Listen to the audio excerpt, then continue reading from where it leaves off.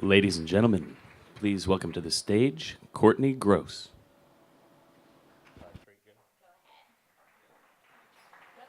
Okay.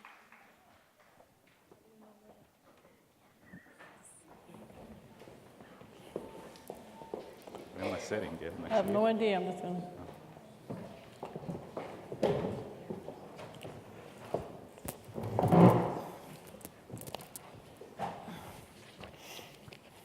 Okay. Hi, everyone. I'm Courtney Gross. I'm a political reporter with New York One, and this panel is called The Politics of Choosing. So let me first introduce our panelists here before we get to this very exciting conversation. Right to my left is the Manhattan Borough President, Gale Brewer.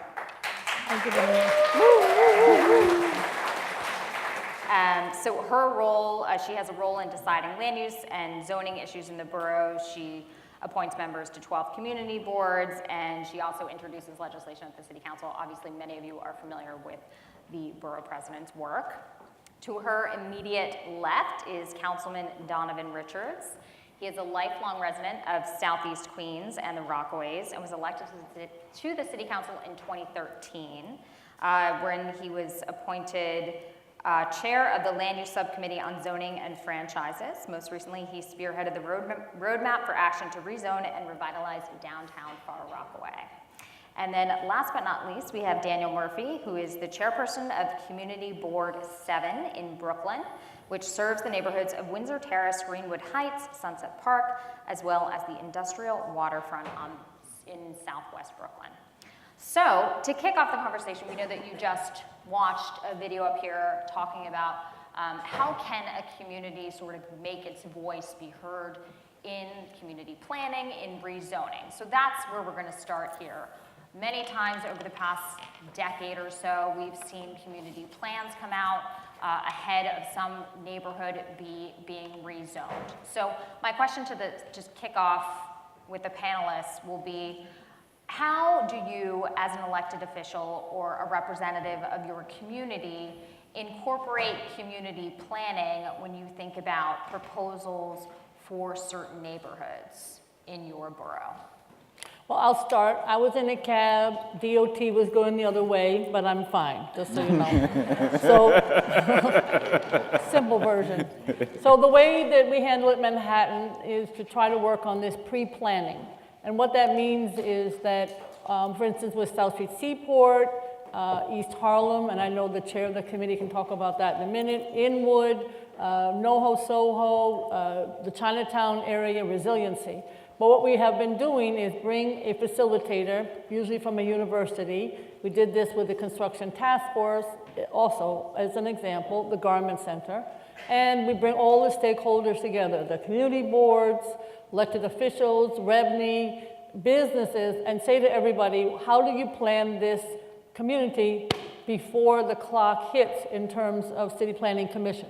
Because when the clock starts for the ULURP process, then there isn't any large, long opportunity for people to get together.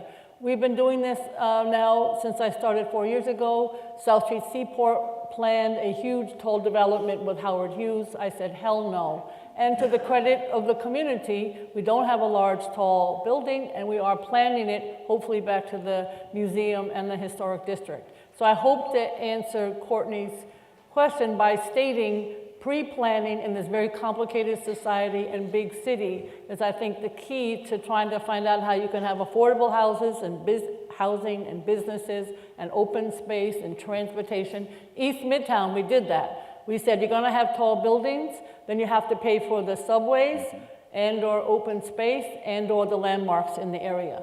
And that's a good model, I think, for other planning. I'll speak about, yeah, so sure, thank you, Courtney, and thank you, Gale, and I think I could sort of pick up where you left off. I think, for instance, the downtown Far Rockaway plan was a plan that I think is a model for the city. So we were in a pre-planning stage going on around a year and a half before we even got through a ULURP stage. So we went to the local community and engaged them, but also came up with a menu of stakeholders who represented different interests in the community, from business owners down to the community board, to local residents, to nonprofits, and really gathered their input over a 1.5-year process. I think we held maybe something like 6 to 7 or nearly a dozen community meetings where we got input on things, everything you can think of, from parks to transportation to infrastructure down to schools. And we really took that input, and I think that that was invaluable in one sense in getting us over the finish line when it came to passing the downtown Far Rockaway. So once we presented our goals to the administration, the mayor then came back with $91 million for our community. And happy to say, last month we passed the Far Rockaway plan. It ended up being a $288 million project. And everybody was not happy with density, right? There's a lot of questions around density. But I think we landed in a great place where we were able to get some trade-offs of infrastructure improvements, school improvements, parks. And when you look at areas like downtown Far Rockaway, who historically have been neglected, where you did not see investment going on 40 years. Matter of fact, the zoning wasn't touched since 1961. We were really able to unlock the potential. And that was only possible because of the community engagement that we pursued throughout the entire process. Daniel, does your neighborhood have a community plan? I think the councilman talked about trade-offs, and that's really important. And the community boards are, in some ways, the children of the borough presidents and the council members, both of who collaborate to appoint the members. But a good community board has to be prepared, because that ULURP process, when a plan does come in, and I will say this, the mayor in at least in East New York and Brownsville right now, where he's actually doing where the city is doing planning changes and zoning changes, has gone into the community and does a lot of pre-work with the communities, with workshops and stuff like that. But a community board still has to be prepared for these changes when they come, because they will come eventually. And the best way to be prepared is to know the assets of the geography and the demographics of the neighborhood. So we had a 197A plan that we came up with because it was a city charter, allowed us to create our own plan. The last time it was, or not, maybe not the last time it was changed. So we came up with a plan that identified the industrial waterfront as a mark for preservation. Preservation in order to keep it doing what it does, which is employ people and produce things, and not turn it over for a quick buck to residential developers who would build luxury towers. If anyone knows Sunset Park, it rivals some of the greatest parts of the city in terms of its vistas, and it's on the waterfront. So we identified that a long time ago as a place we'd like to keep industrial. So far it's worked. And the city has ratified our 197A plan. They did it in 2012, I believe. But it's now a matter of protection, because it never changes. I mean, they will always come. They'll always come back. And there's always, every time new people come, they see that waterfront. They go, why aren't there towers there? And we say, well, this is because Brooklyn is an historically industrial town, and we'd like to preserve it for whatever industry looks like for the next 20, 50 years. That's a good segue to my next question, because you think about politics in this city and you think about what influences City Hall or the politicians that are in and around City Hall, and the number one thing that always comes to my mind is the real estate industry. And communities can go ahead and come up with their own plans, but they don't necessarily have the force of law. So community benefit agreements, for instance, used to be a very popular thing to do when we were rezoning neighborhoods across the city. For instance, Greenpoint Williamsburg, for one, had a community benefit agreement. But it's my understanding that has no force of law. So how can you tell the community that they're guaranteed to get these types of benefits? I don't know if, Councilman, you want to take that first and then. I mean, sure. So we've passed a bevy of projects through the Subcommittee on Zoning and Franchises.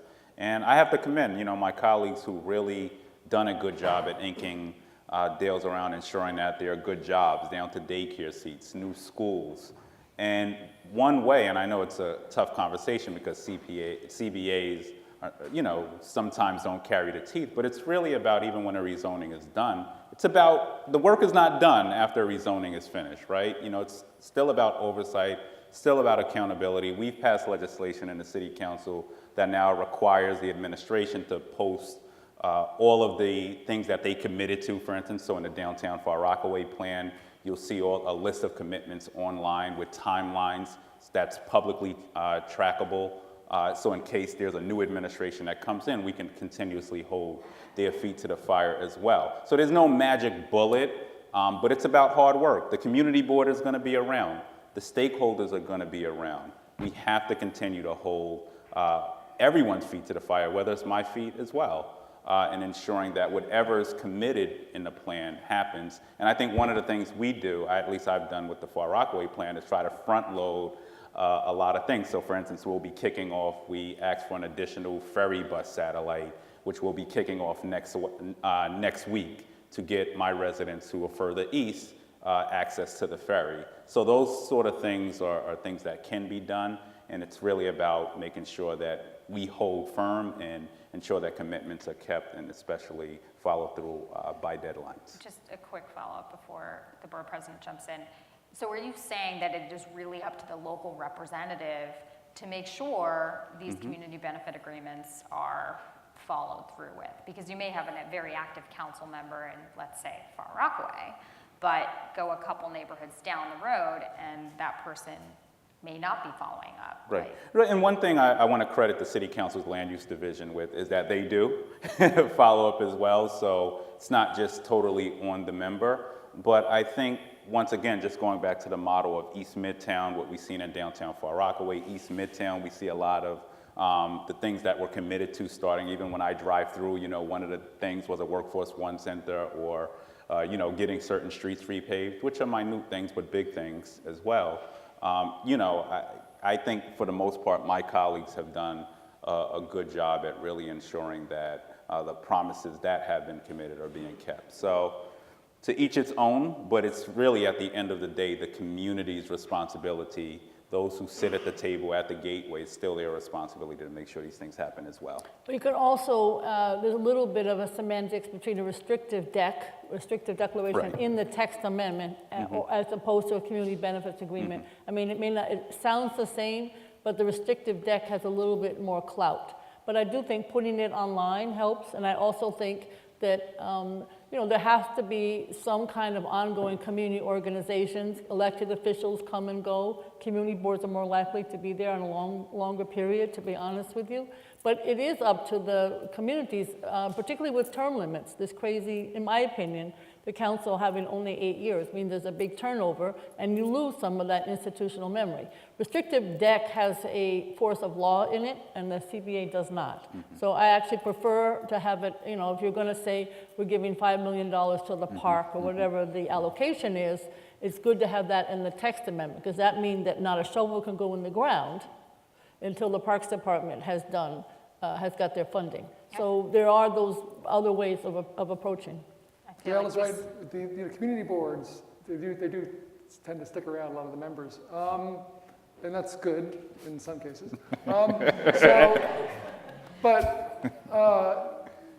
Their institutional knowledge of what happened 15 years ago and what that agreement was, because some of these plans take 15 years to roll out, is important, because that's when oh no, we identified that lot as a park, not as a development site, and so that's part of the process as well. Makes me think of Yankee Stadium, which was how long ago? You were in the city council. I'm the old person in everything. I believe it or not, I was actually covering the city council then too. And I remember when all of that parkland was promised. Under Helen Diane Foster. And we don't have that parkland. That was the CBA, right? Yep. Yeah, okay. Moving on, but staying on the same topic, just at the tip of our tongue, within the next 50 days, 40 days, 45 days and counting, we have East Harlem. And this could be such a emblematic process or proposal of exactly what we're talking about here. And the borough president, we have this community plan that wants one thing. We have the proposal from the mayor's office that has another thing, and we know that you just weighed in on that. So why don't you talk, Borough President, about weighing the difference between those two plans. You voted no on it, and how do you think this will all turn out, and whether your vote will actually turn the tide?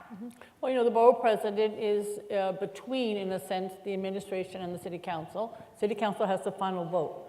In this particular case, East Harlem is a very iconic neighborhood, as you know, and to the credit of the administration, they paid for facilitators and staff time, and I can't tell you, some of you in the audience might have participated, parks people, cultural people, housing people, neighborhood people, Community Board 11, endless meetings. I mean, maybe 1,000 meetings on the topic, and they came up with a neighborhood plan.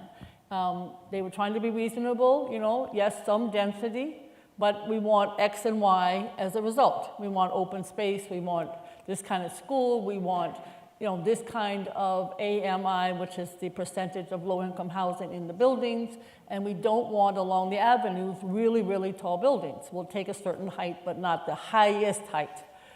So that was what was voted on. I was there, my staff was there, the speaker's staff was there, et cetera. I'm talking 2 years, maybe 2.5 years there was not 1 week where there weren't many meetings. Okay, then we fast forward to the decision from our perspective. At the same time, the City Planning Commission came out with a different plan. It was denser, higher buildings in certain places, less ability to be more flexible on lower income, not enough money for the housing authority, et cetera. It wasn't a complete neighborhood plan.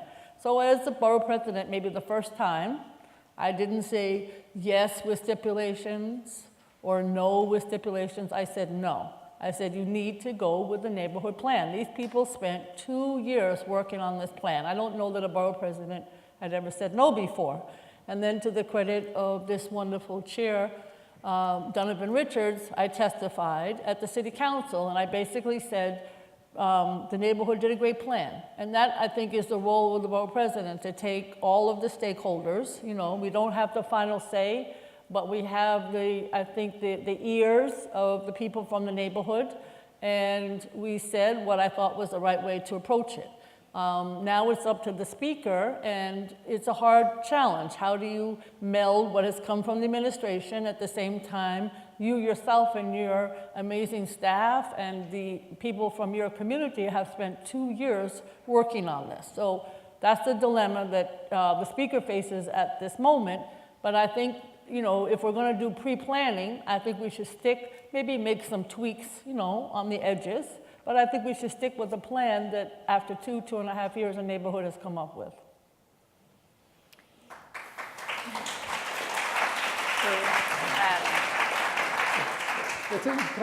It's interesting about the process is that, the councilman probably does a great job as a chair, and Gale is amazing in terms of her philosophy in terms of community planning.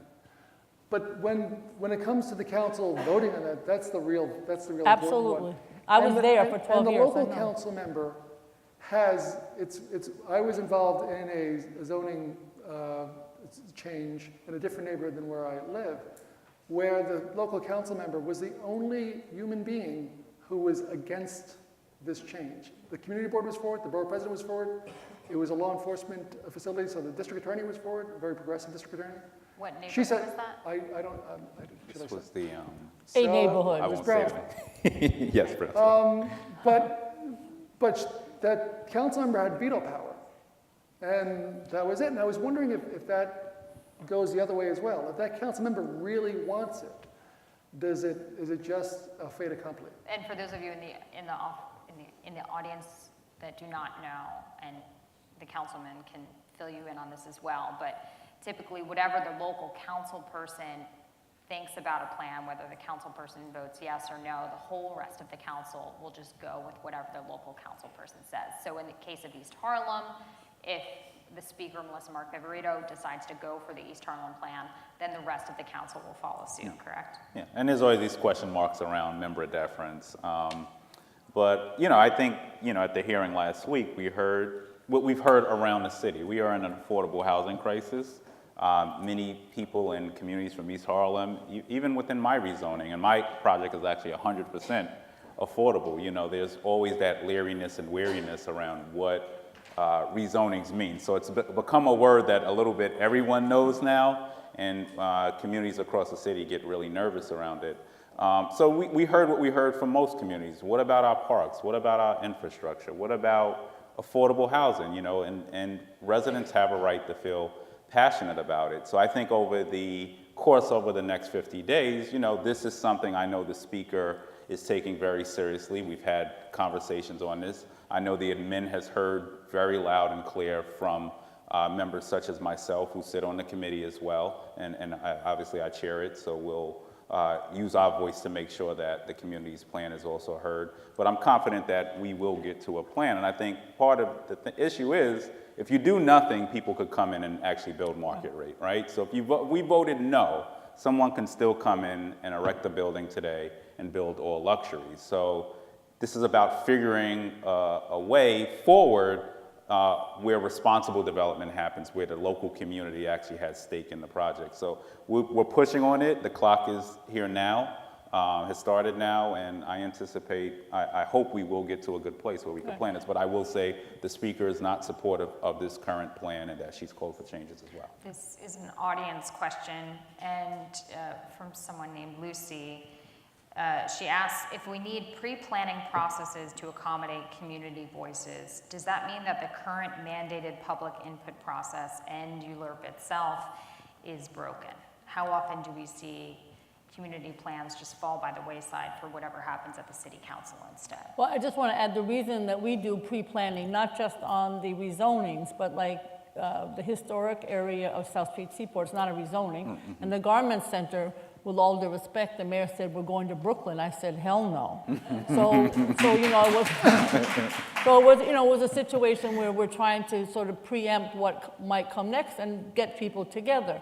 But I mean, the ULURP process is phenomenal. I wish it was part of some of the NYCHA projects that we're trying to perhaps build housing on, et cetera. But it's a very fast process, you know?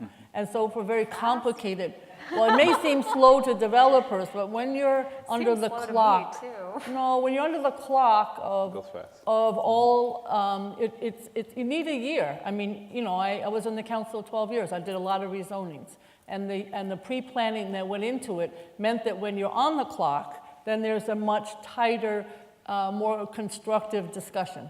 Otherwise, people are yelling and screaming, understandably, all during each step of the clock. So if you're able to get people together, they're comfortable. On East Harlem, as an example, you know, the neighborhood at first was no at all, nothing. We're not doing any changes at all. And then we pointed out, if we do nothing, as the council member stated, we're going to have gentrification and we're going to have no affordable in any of these new buildings. It took a while to get to that point. So I would totally agree with you about the need for it. Yeah, and I'll just argue, you know, how many council members have gone to school for city planning? You know, so even for members, you know, it's an adjustment. Not everyone knows what an R7A is, you know. But I think the pre-planning processes that I've seen so far in East New York, and East Midtown, and downtown Far Rockaway, these were really robust. You know, these were not over-the-night plans hatched overnight. I think, you know, my personal opinion is that I wish the administration would somewhat adopt progress or some of the things that they've seen, you know, as they speak and hear from local communities through this ULURP process, because sometimes it's, you know, a negotiating factor between the admin and the council, and they like to play a game, and it's understandable. Well, not understandable in some facets, but we wish it would move forward sooner. But at the end of the day, I think it's about that give and take, and really that's where the city council steps in and really fighting to ensure that the things that community members have spoken about, that they are incorporated at the end of a plan. I'm confident and very happy at the Far Rockaway plan, because a lot of the things the community spoke about, such as a private lot we had, which the administration was going to turn over to developers at one point, the community came forward and said, no, we want this to be a public park, and we won that battle. So there's still a lot of work, a lot of information that goes in through a ULURP, and it is very fast-paced, especially when you don't really understand what R7A is and that sort of thing is. So a lot of work still needs to be done, but I'm confident that the pre-planning process has really been working so far. Thinking about continuing development, population growth, how often are plans considering the infrastructure needed to address growth in population? And should the city council and the city in general start requiring developers to construct schools, parks, perhaps MTA improvements, if they are going to infuse neighborhoods with thousands more residents? Sure, why are you pointing at me? Because you didn't talk at the We'll just last. start from you and we'll go down You the took line. up Well, like 2 minutes. Actually, the council member or the borough president might know more about tax equity financing and that methodology for financing infrastructure projects. For us, it's a very big part of it.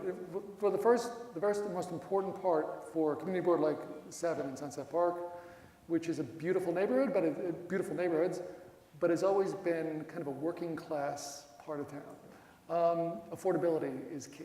I mean, that's above all else. If you're going to build density on the avenues where you can, and maintaining the character, it's a brownstone area, you basically want to keep it affordable. After that, the infrastructure in terms of sewage, in terms of transportation, in terms of open space, are really important. And so those questions come up through the land use process at the community board, even before any zoning changes are made. And it goes back to being prepared for this. You've got to know your neighborhoods. That's why community boards are very helpful when they work, and they work a lot of the time, to basically know what's going on in not just neighborhoods, but subsections of neighborhoods. Sunset Park is a big neighborhood with a lot of subsections. And the same can be said of every neighborhood in New York City.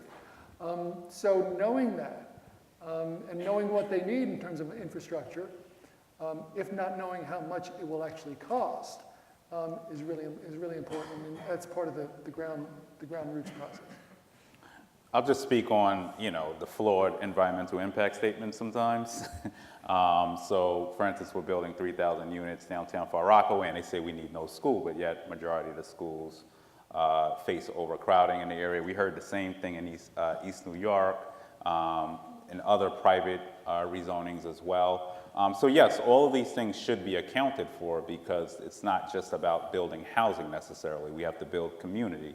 And when you bring in an influx in New York City and our communities are only growing, we have to look at the impact. So for downtown Far Rockaway, $59 million in sewer infrastructure, $30 million for new plaza space, nearly $100 million for new parks and upgraded parks within the catchment area. So we really looked at these things very closely. $10 million for existing schools, a new school at the end of the day, which we plotted some land out for, found some land for. So we really have to look at communities holistically rather than just we're going to build units of housing. And many of the things I'm speaking about are issues that have gone unaddressed for 40 years as well, and you'll hear that in East Harlem as well and other communities, issues that have stagnated in these communities for a long time that needed to be addressed. So it's not just about coming in and fixing things for new housing, but we also need to look at the existing underlying issues that really face communities as well. Well, you couldn't be more correct in that question. Lower Manhattan, since 9/11, has gone from 20,000 to maybe 60 or 65,000 people. And that's a huge number of children, and of course now it's very overcrowded in the schools, and it's very hard to find a space to build a school because you can hardly fit a gym and an auditorium and a cafeteria in a building. There's no space. You try to do it with a development. And so the schools is just one aspect, and traditionally the City Planning Commission has always said, oh, you don't need new schools in Manhattan. Those people are going to send their kids to private school. Hell no. They send them to public schools, so the public schools are good. And so we've always had that fight, and it's not mandated in the EIS. Schools are not part of it. Transportation is, water, sewerage, but we've always, the smart city concept doesn't actually include schools, so that's a big challenge, and you're absolutely right. And then, of course, we always wonder in Manhattan with our, the base of the rock, will this island take another tall building? I mean, we worry about the sewage, we worry about the transportation, and East Midtown, as I said, we said you have a new building, you have to fix up the the transportation and the MTA. But that's not true everywhere. So I can't absolutely answer the question, and if it's not in scope, another reason to have a pre-planning, if it's not quote unquote in scope as one of the topics that you're going to discuss, then it may not end up being discussed as something to be mitigated later on in the process. So all of these nuances end up where we don't always think about the infrastructure. And right now we have a subway that's not working too well, and another 1 million people coming to the 5 boroughs. Gale just reminded me of Sunset Park has an exploding community of immigrant community, both Asian and Latino community. And we have a desperate need for schools. We've got a great council member, Carlos Menchaca, and we've gotten shovels in the ground or initiated the construction of 5 schools in the last 4 years, public schools. Largely to do, if I can pat our own back at the community board level, where we created a site selection committee, where members of the community went out and looked at spaces and said, what about that? And handed them to the school construction authority to start negotiations with the property owners. So that's another tool in our bucket. Unfortunately, I believe we are out of time. It's only a half hour, so it's a short panel, but thank you so much to all of our panelists. Thank you very much. Thank you.